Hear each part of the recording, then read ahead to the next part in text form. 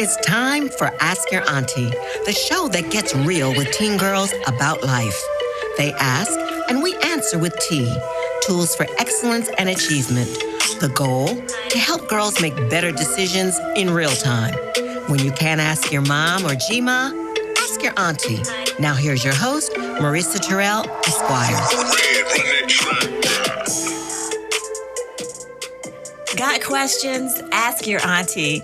I'm Marissa Terrell, but you can call me Auntie M. I am director of the High Tea Society Foundation and the host of this podcast, Ask Your Auntie, where we provide sugars, also known as teen girls, with reliable answers to their questions. Now, I'm thrilled to introduce our guest auntie for today. This is Miss Chelly Jones. Hello. Hey, girl. Hey. So happy that you're here. Now, Auntie Chelly is one of our Digital Tea Committee members. I want to really sort of give it more than that because you were part of that team of, I guess, 5 of us who got together, dynamic women who drafted a tea manifesto. Yeah. This was like before the pandemic. We were trying to lay out a blueprint for what a digital high tea society program could be. Yes, we were. And look at us now. Look at it. Listen. Okay, zip, zip, zip. We totally took advantage of that time we had during the COVID crisis, and we tried our best to still our minds and focus. But we were doing that even before that happened. Yeah. And I remember that time. So I appreciate you and your help. You. I'm just amazed at what you were able to take off paper and to make into all of this. Girl, we are the village. So it certainly was not me, but it was all of us together. So thank you. So I asked Auntie Chelly here to join us because she has the tea to help our girls succeed because she survived high school. And we know that that's what you guys are working on and trying to do right now. But remember, sugars, this show is all about you and what you think. So our rule is that we can't take directions from anyone who is lost, okay? So we got to get in here and sort of get to know Auntie Chelly a little bit better. All right, let's do it. Okay. So what is your full name? It is Chelly Jones. Chelly, no middle? Oh, yes. Okay, sorry. Chelly. Wait a minute. You're like, give us the whole government. Chelly Jones. Wait a minute. Chelly Jones? Kejo is one word. Spell that for me. Kejo. Was that from someone in the family? So here's the thing. My first name is a story. My first name. So my mother is from a little town in North Carolina. Okay. Grew up segregated South, dirt roads, lived in a wood frame house. Okay. When folks in the family finally made it, quote unquote, my parents bought a brick home. Yes. And their brick house we still have the houses in the family, is on East Shelley Street. So my mother got pregnant with me, found out she was having a girl, and my aunt was like, oh, you know what would be so cute if you named her Chelly. So that's where my first name came from. My middle name comes from, my mother was watching a talk show like Johnny Carson or something like that back in the day, and she said there was this little brown girl with these big eyes, and she was so cute, and her name was Kejo, and she fell in love with the name. I love this story. For a long time, I hid that name. Talk about shame. I was like, really? Ooh, Kejo? I like it. It's different. Grown on me. But it sounds so good with your first name. It does. It's like da-da-da-da-da-da. It does. Okay, all right. I love it. All right, Chelly, so where did you grow up? I grew up in Brooklyn, New York. Okay, we got a New City Yorker girl. here. You know there's a lot of y'all in the DMV. Well, you're married to one, right? Okay, yes, I am. He's from the Bronx, okay, the BX. And it's so funny because when New Yorkers come to this area, let me not generalize, but when some New Yorkers come to this area, they are so wowed by the fact that there is all of this grass, these plains and places, and it's got a different type of urban environment, different than New York. Yes. So they come here and they're like, boom, I can thrive. And you can have a yard, they're you can ready have all to these take things. over. You gotta watch out for the New Yorkers because they are ready to shut it down. They are running things in about 5 minutes. So this is very true. Okay, so so you New York. All right, I'm getting my mind there. So what kind of family are we talking about? Big family, small family? I am one of 4 girls, the oldest of 4. Okay. Blended family. So my mother remarried when I was 17. Okay. And my stepfather had 1 daughter. So there's 4 of us now. And in terms of family structure, it was like we grew up as a community. So my aunt lived upstairs from us. Nice. with my 3 cousins.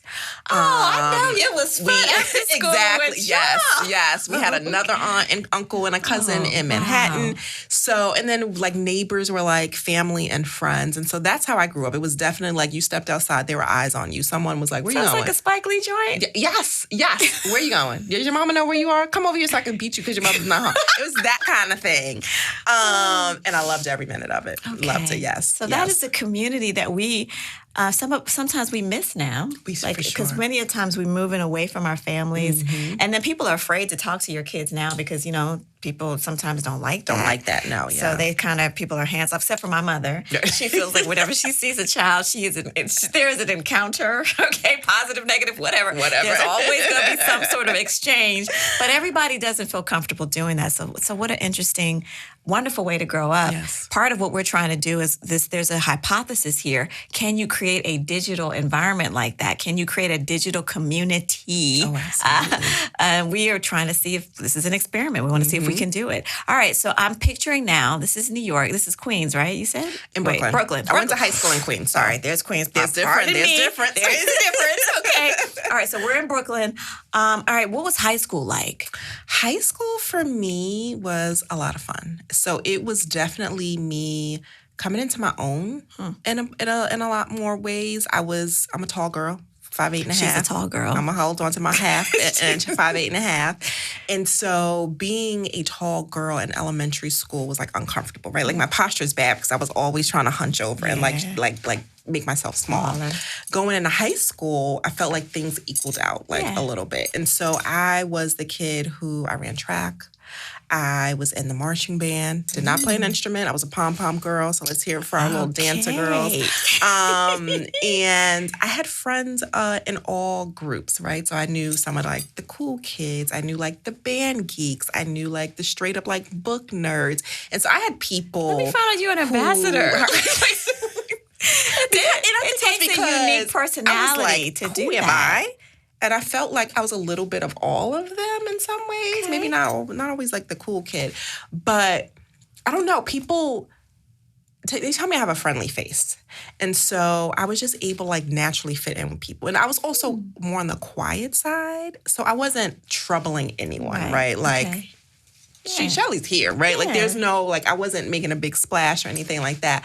But for me, high school was just so much fun. Like I made lifelong friends, 2 of them who were at my wedding. We keep in touch with each other. And so for me, high school was fun. It was growing pains also, which, that's what high school is about, just in terms of like figuring out like, where do I fit in? And I found out I fit in a lot of places. Boys, right? Because I wasn't allowed to date. So like there were things that I had to like navigate in high school, but overall it was a positive experience for me. It sounds like in a big school.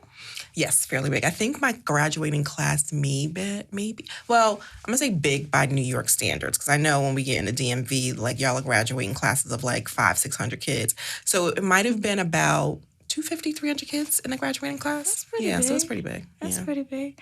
So the average size of your class, though, like meaning like your individual... it was probably like 20, 25 kids, That's a good size. I mean, that's a reasonable size. Yes. You can... Okay, so how fun. So as a student, what would you say? Super high grades? Were you in the middle of the road? Super high grades in some subjects, right? So I took AP, English, and College 101 before I graduated. English 101, college level before I graduated high school.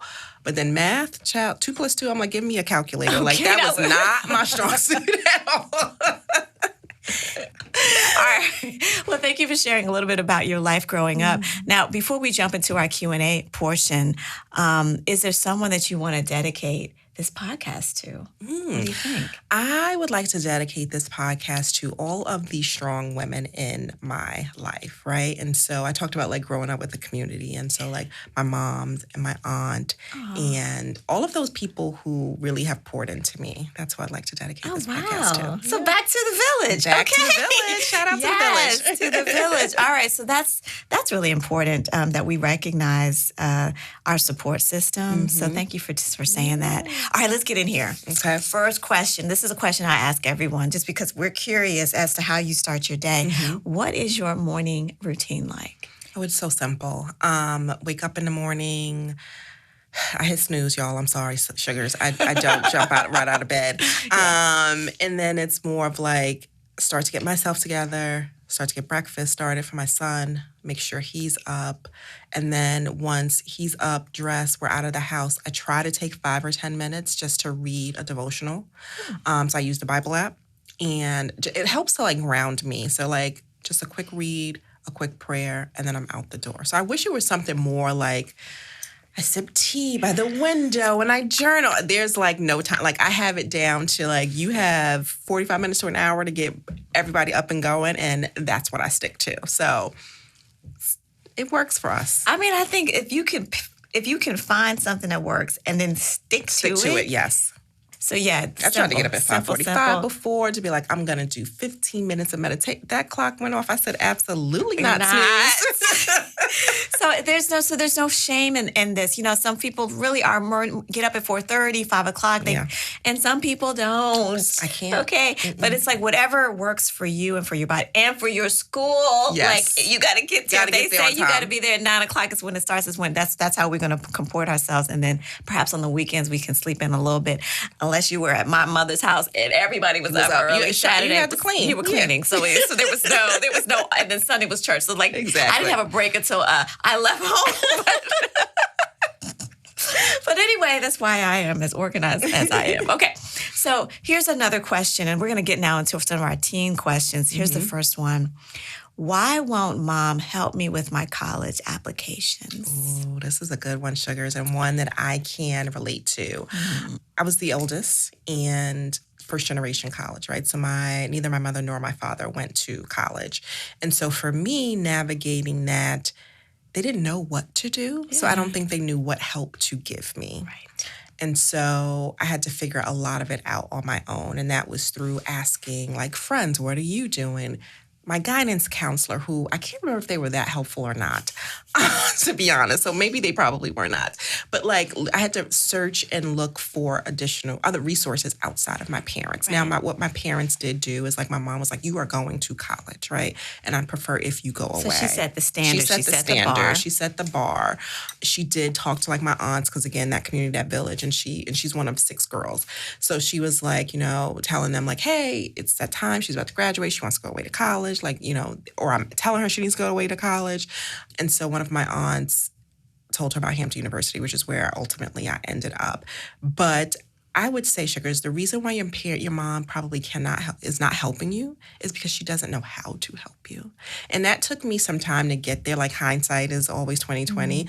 But I don't think she knew how to help me in that regard in terms of like, let me sit down with you and fill out this application, right? She gave me the direction of like, in planting the seed that I was going to college, which I appreciate that.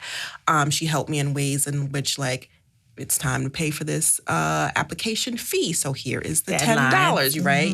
And so I had to keep her like informed of what I needed, and she helped me in the ways that she could. So she showed up in the ways in which she could.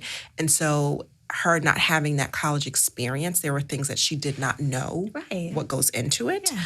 And that's okay, right? Like I think you ask for the type of help that you need, and they can provide you what they can. And if there are things that are missing, there are gaps, seek out like who's that other non-parental figure in your life? Who's someone that you trust?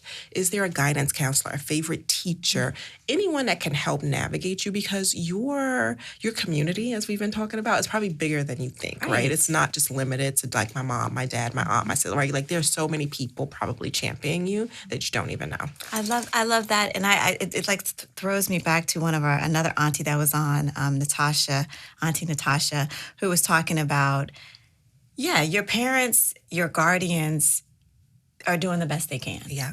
Okay, so we have to show them grace just like they extend it to us when we don't always meet whatever expectation that we set. And so part of it is that it's funny how God works because he always gives you what you need. Okay. Right on time. Many times we don't look up because we're such in such a pitiful state. We won't look up and look around and see that, yes, there's this person at church who does this, or yes, there's a person at school who asked me, how are you doing? What do you, and I just was like, fine. And I didn't even get into it. Exactly. I never said that I needed help with college, but these people ask me all the time. Yeah. So you have to accept when someone asks you, how are you doing, or how they can help, and say, yes, you know what, I'm trying to get into college. Do you know where I should start? Start saying that. Let people come and give you some support because, yes, we many times have everything that we have. Absolutely. Okay, right there at our fingertips. I also like what you said about guidance counselors. Librarians are good places for you to start to ask. Anybody in your family that has gone to college is a good person who was able to stay in. Is a good person, okay? Right? To find out what it is that they did or what they didn't do. And then, look, there are colleges in your city. Oh, for sure. DC is colleges everywhere. You know, you can walk right on up there, go to the admissions office and say, I am interested. Tell me how to get into this school. And they will help you. And they will say, oh, my gosh, the agency of this person, how sophisticated this person is. Yep. And they may just want to be able to reach out and help you. So start all right in those places. Great. Yeah. Okay, here's another one. How can I convince my parents to let me date? Ooh, sugars. Okay. Why do you want to date? No. What is the point? What is the point? I would say, is it less about convincing? And then is it more about having a conversation as to why or why not, right? Like, what are their reasons for not wanting you to date? Is it age? Is it maturity? Is it trust? Right? And then you need to also think about, why do you want to date? I'll tell you a little story about, I try to be like that straight and narrow kid, right? Like I'm going by the rules. If you tell, like, to this day, and this is a sidebar, I don't know how to use a lighter, like the one you flick, because I was not allowed to like play with fire. So I don't know how to do that. So I could light a match, but I was like, what is this thing? I was not allowed to, so I didn't touch it. But my mom had a no dating rule. Okay. And of course, I was dating, right? I was dating my best friend, Luana's brother, Floyd. I'm giving everybody's name out. I hope they're not listening. And Floyd broke the rules and he called the house at a time when he wasn't supposed to. And this was Floyd. pre-cell phone. We only had one phone. I was like, you cannot call the house after this time because parentals are home. And he called and my mother answered and she handed the phone to me with a look and it was him. And I was like, hello, goodbye. And I hung up immediately. So that already says, and I was like, this is the one. And he called right back. The phone rang immediately and she looked at me and she was like, that phone better not be for you. And I was like, oh, friend, why did you do this? And so I regret not having a conversation with her about like, well, why is there a no dating rule? Why can't I? And I know it was born out of fear, I'm sure, for her of like, I just need you to get through high school, get into like to start to build a life for yourself before you have these distractions. Not that dating is a distraction, but I think in her mind, you know, she had me when she was 22, and today that is like a baby, if you ask me. And maybe I think she wanted something different for me. But I would say start with a conversation. And my son actually came to us. We also had like you can't date until you're 16. And my daughter stuck to it. My son was like, all right, listen, hey, I don't know if I could wait until I'm 16. And he had a conversation with us about why he wanted to date, right? And we had a conversation with him about like what the expectations are, right? This is what we expect. We need to know who this girl is. If, you know, we would love to meet her parents. You can't, like, there needs to be supervision. She can't come, like if she comes over to the house, you're in the living room. If you go into her house, you're in the living room, right? And he was like, she can't hang out in the room with me like my friends. I was like, absolutely not. They couldn't even go upstairs. Okay, Are you kidding? No. We have all the things she needs right here on this first level. But we talked it through and we were like, okay, let's relax the rules a little bit. And so he was able, listen, he charmed us. I don't know what it was. But I was happy that he came to us and he was transparent about it because he could have snuck around. He could have been like me, trying to sneak around and you get caught. What's done in the dark always comes to the light, sugars. Don't try to be sneaky about it because that just makes the situation worse. Mm-hmm. And when we think about wanting to be able to be trusted with this responsibility, and dating is a responsibility, I'm very thankful that my son was like, you know what, let me come. You guys have been teaching me to advocate for myself They turn things around on us. Big fat. Big fast. But you've been teaching me to advocate for myself, and this is something that is important to me, right? Like, he wanted to have that experience. There were girls that he was like, I want them to be a little bit more than my friend. And I don't know what dating is supposed to be. I think as parents, the first thing you think about when you think about dating is like all of the sexual stuff, right? And it's more than that, right? It's spending time with someone whose time you enjoy, right? Like, you want to be able to like hang out with this person, you know, more than just at school. And so we were finally like, you know what, let's do it. And he stuck to the rules. He tells us about any girl that he's interested in. We've not had any problems. I did make his older sister go out with him on a date. He was livid. But you know what? I was like, hey, you want to date this girl? This is what happens. This is what it is. And so, step one. Yeah, there you go. So have that conversation, sugar. That's what I would say. It's not about convincing. It's about having open conversation. Yeah. I love this very grown-up way to kind of handle it, because it's like, okay, here is the situation. This is what I want. And now I've got to figure out a pathway to get there that's going to be open and transparent, and that's not going to have a negative fallout. Yep. This is us balancing the risk and doing an assessment. Yep, this is exactly. agency. This is situational awareness. This is all of those things that we're trying to teach, and this is part of how you learn how to do that. Yes. Okay. 100%. In a safe environment. In a safe environment, yeah. Okay, very good. This is good advice. Okay, here's another one. And this is one that comes up all the time. I think almost everyone has experienced this, of when to hold them, when to fold them. Okay, should I stand up for my friend if we're outnumbered? Now, this is real. Okay, this is real. This what I'm talking about is you are out and you got a friend and they're about to get involved in something a little bit much. There's more of the opposing team than the home team, okay? And you got to make a real decision. Should I stand up for my friend if we're outnumbered? Ooh, that's making me sweat. My answer here is, you really, and I know it's hard to do in a moment, but you got to weigh the pros and cons. And I don't think that every fight is worth engaging in. Sometimes you have to know to stand down. And Tanya, I'm so sorry. I had a situation in high school. This is all the tea for real. It's all the tea. Okay, Brooklyn.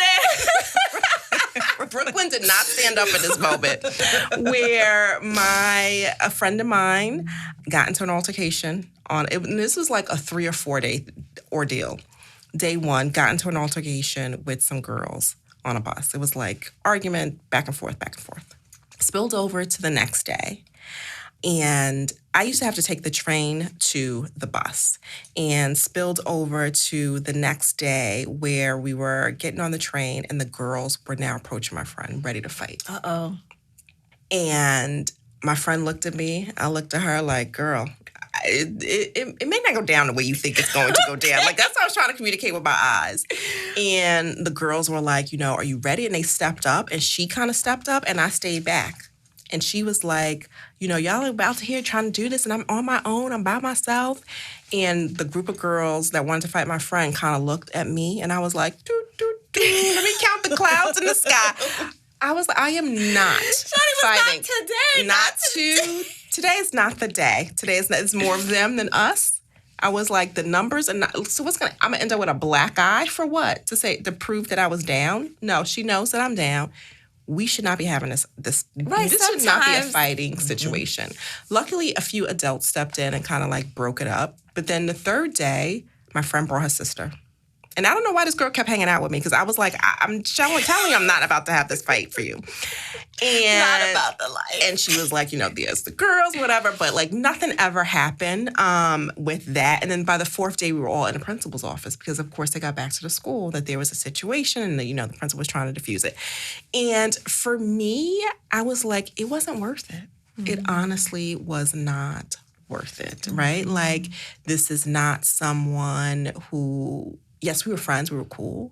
But I was like, what at the end of the day are we proving here, right? Like, are we proving that we're bad? Are we proving that we are cool? Are we proving that we are people to not be messed with? But I was like, I am not about to throw hands, and I don't want hands thrown at me. And so for me, No, I think you have to assess each situation, right? Like if someone is in grave danger, right? Like you think they're about to really be seriously injured, maybe step in and try to diffuse, to try to at least get them to safety. But to fight just to prove something to a friend, I don't think that that's the way you prove that you're friends to somebody, right? Like I don't think you leave anybody alone. Like I didn't run away, right? Like I stood there, but I was it was clear that I was not about to engage in the fight. But I did not leave her by herself, right? And if someone would have come at me, then yes, I would have tried to defend myself. But I was like, this isn't happening. Like, we are not about to brawl out here in these streets. And for whatever reason, I still don't know why she remained friends with me. I am thankful that she did, Sugars, but I also think that she realized and understood the situation, right? Like, this was her fight. This was her argument with these girls. We had not had a conversation about it beforehand to be like, if this goes down, are you going to back me up? So she did not have the expectation of it. And she even said to herself, like, I am out here by myself, right? And so I think that kind of helped a little bit. But for me, no. I don't think that every it is your job to be everybody's hero. It's your job to be everyone's like bodyguard. I think, there are some situations where you need to stand up for a friend, and that could be with your words. That could be like, I'm going to back you in this situation, but not necessarily that we need to be out here like punching, fighting. I knew what I was going to get. I was scared of my mama. Okay, it got back to the principal. Like, there were things that I thought about. I get it. I'm not trying. There's sometimes I'm not trying to even come home with that type of. My parents were very staunch. A moment in School time. was about education. Yes. It was about nothing more. Yes. But I think it goes like I started off this conversation with knowing when to hold them, knowing when to fold them. My mom used to play that Kenny Rogers song. Yes. That was like one of her songs. She's from Ohio, okay, so that's part of it. But that was like ingrained in my head. Like you've got to decide. You are the one many times outside of your parents, because you're the ones trying to navigate to school and back, of when you need to engage, when you should go down a different street, when you should take a different bus, when you should avoid this person. Every fight is not your fight. Some fights you already know the person involved is someone who fights below the belt, meaning they are going to try something that's going to really be trying to hurt you. Exactly. Not just trying to like make a point. They're really trying to hurt you or hurt someone you love. You got to use what we call discernment. Absolutely. And be able to say, you're praying, to God, you're saying, okay, help me make this decision.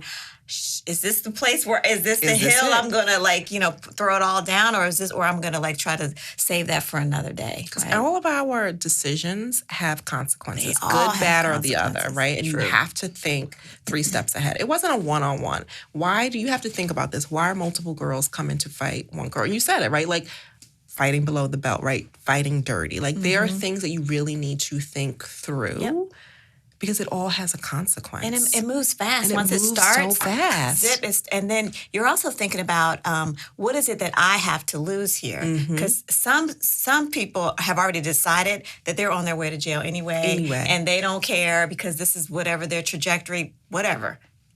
Probably inaccurate, but that's how they feel. So they take more risk.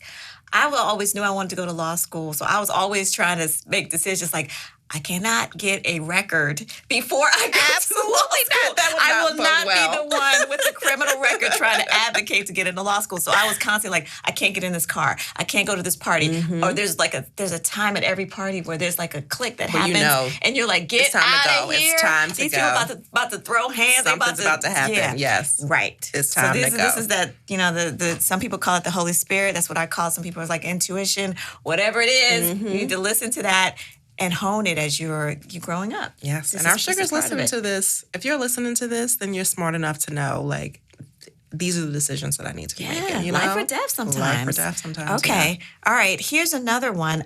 Can I talk myself into having more confidence? People are always talking about, I want more confidence. I want to be able to walk into a room and feel confident or not have people's opinions sway me.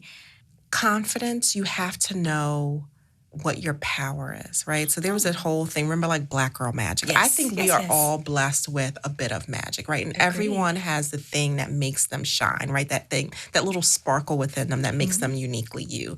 And I think that's what people need to lean into. So you may be trying to like fake your way into confidence as to being like that shining star, like the I don't know what you want to call it. Like, I don't know lingo. So I'm trying to think of like the fly girl, like is what we used to call it, right? You know, like, right, like you want to be the fly. You want to be the fly girl. That might not be your wheelhouse because the fly girl probably has a lot of insecurities, a lot of things that you don't even see, right? Mm-hmm. So I think that, yes, you can talk yourself into being confident, but it needs to be confidence in your way. Yeah. You know, not confidence in somebody else's way. Because then that's being like a copycat. Like you're just trying to emulate something else that you see that's not like authentic to you, right? Mm-hmm. And yes, we all want to I wanted my hair to curl a certain way. Or I want because I've seen this on TikTok. Like I'm trying to do the tutorials too. But I also know that I have to be like authentically me. And I think that's what Sugar's what you guys have to figure out as well is like, what is it that makes me authentically me that's special? Because we all have something that's special, right? But I was a shy and quiet kid, right? But I was also very observant, which is why I think I could fit into a bunch of different friend groups. Mm-hmm. I realized that was my superpower, right? Like sometimes that you need to be quiet in order to hear what's actually happening and not just being part of like the noise of it all. And so I think that's where your confidence will come from. It's like really tapping into those things that you think probably make you stand apart, right, in a negative way, but you've been set apart for a reason, right? And so really lean into that. And I think that's where your confidence will come in from. I think that that's true. I think also it goes back to this is what high school is for. This is what high school You're is for. You're supposed to be trying out the different clubs. Mm-hmm. Do I like to sing? Do I not like to sing? Yes. Am I like terrified of being in front of people? Do I want to be the pom-pom girl? Mm-hmm. Am I able to talk to different groups? This is where you sort of figure out what's comfortable for you, what's not comfortable for you. People will tell you when you're shining, oh, girl, that was great what you just did. Or, oh, okay, maybe singing is not your thing. But you got to try it to know. Right. So what you're trying all these different things to kind of try to figure out where you fit in. And so we're wanting for Sugars to kind of take this opportunity to get to know themselves. And also while you're getting to know yourself, you get to know your friends and you can help them along that journey too. Right? Yes. Okay. This has been really fantastic speaking with you. I want to thank you, Auntie Chelly, for sharing the tea with us. Growing up in D.C. is hard. Yes. But Sugar, you don't have to do it alone. Join us every week for reliable answers to your questions. I am Auntie M, Director of the High Tea Society. You can contact us on IG at High Tea Society INC, or by email. You can send us an email to hello@highteasociety.org. If you want to donate, we love that. You can text Purple Tea, one word, to 44321. We have the tea to help girls succeed, tools for excellence and achievement. You've been listening to Ask Your Auntie with your host, Marisa Terrell, Esquire. The transition from girlhood to womanhood can be difficult without guidance. We have the tea to help girls succeed. When you can't ask your mom or G-Ma, ask your auntie.